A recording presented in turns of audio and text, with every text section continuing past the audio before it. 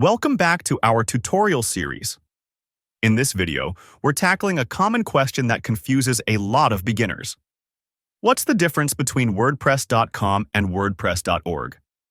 By the end of this tutorial, you'll have a clear understanding of which option fits best for building your website. Let's start by understanding what each one is. First up, WordPress.com. WordPress.com is a hosted platform. That means they take care of hosting and managing your website, so you don't have to handle any of the technical stuff.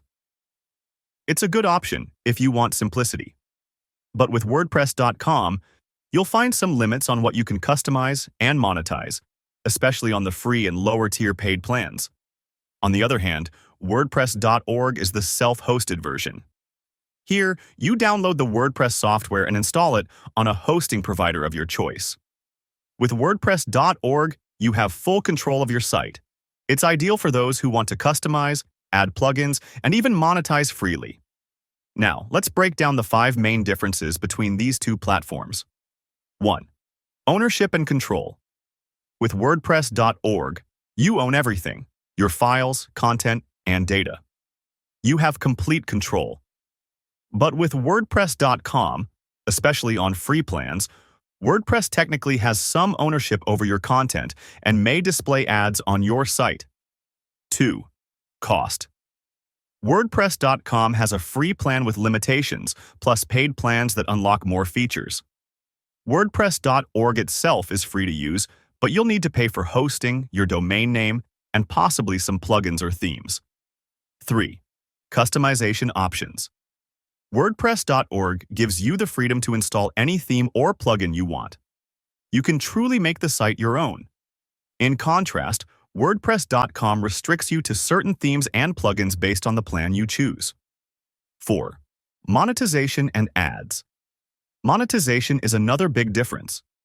With WordPress.org, you have total freedom to run ads, create a store, or set up memberships.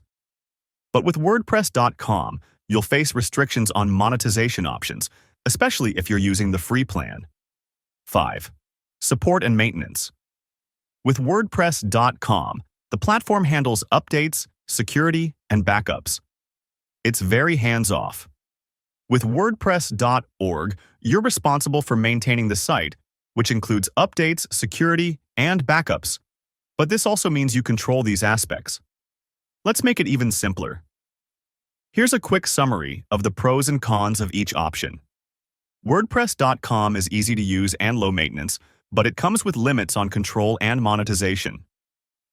WordPress.org offers complete control and customization, but requires a bit more work on your end to manage the site. So, which one is best for you? If you're a casual blogger, hobbyist, or someone who wants a low-maintenance website, WordPress.com might be all you need. But if you're a business owner, a developer, or someone who wants total control over your site, WordPress.org is likely the better choice. To sum up, both WordPress.com and WordPress.org are powerful tools. Your choice really depends on your needs and technical comfort level. If you want to explore both, try the free version of WordPress.com first to see if it fits your needs. That wraps up our comparison of WordPress.com and WordPress.org. We hope this helps you decide which platform is right for your website.